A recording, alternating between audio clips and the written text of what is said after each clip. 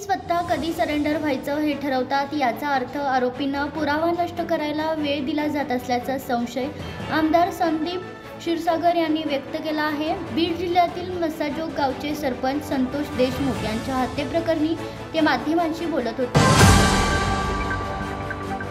बीडमधील सरपंच संतोष देशमुख हत्या प्रकरणातील मुख्य दोन आरोपी सुदर्शन घुले आणि सुधीर सांगळे यांना पोलिसांनी ताब्यात घेतल्याची माहिती समोर आली आहे। तसंच सरपंच संतोष देशमुख यांचं लोकेशन देणाऱ्यालाही अटक करण्यात आली आहे।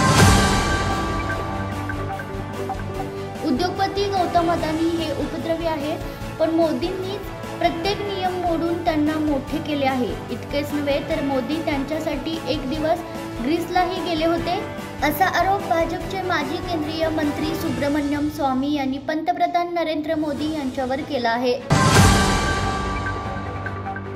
आमदार सुरेश धस हे जे काही बोलतात ते मुख्यमंत्री देवेंद्र फडणवीस यांच्या आशीर्वादाशिवाय बोलणार नाहीत, असं वक्तव्य खासदार संजय राऊत यांनी केलं आहे। बीडमधील सरपंच संतोष देशमुख हत्या प्रकरणात दोन आरोपींना अटक करण्यात आली आहे। यावर ते माध्यमांशी बोलत होते। माजी आमदार बच्चू कडू यांनी दिव्यांग कल्याण मंत्रालय अभियान अध्यक्षपदाचा जाहीरनामा दिलाय।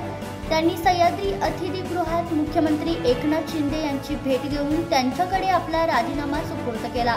दिव्यांगांच्या वारंवार तक्रारी केल्या, मात्र त्यांचं मानधन वेळेत मिळत नाही। बाहेर राज्यात दिव्यांगांना मिळणाऱ्या मानधनाच्या तुलनेत महाराष्ट्रात मिळणारं मानधन फारच कमी आहे। अनेक मागण्या पूर्ण होत नाही, असा आरोपही यावेळी बच्चू कडू यांनी केलाय।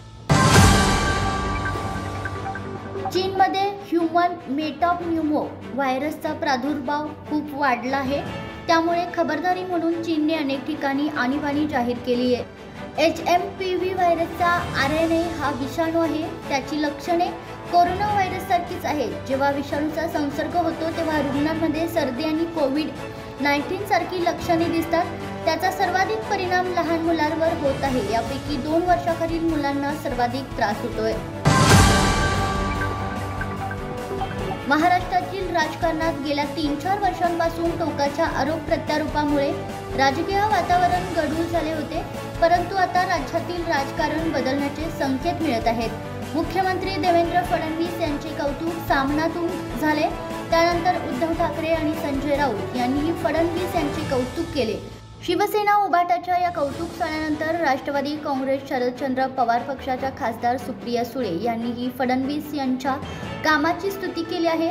महाराष्ट्रातील बदललेले राजकारण भविष्यात कोणत्या दिशेने जाणार त्याचे संकेत मिळत आहेत।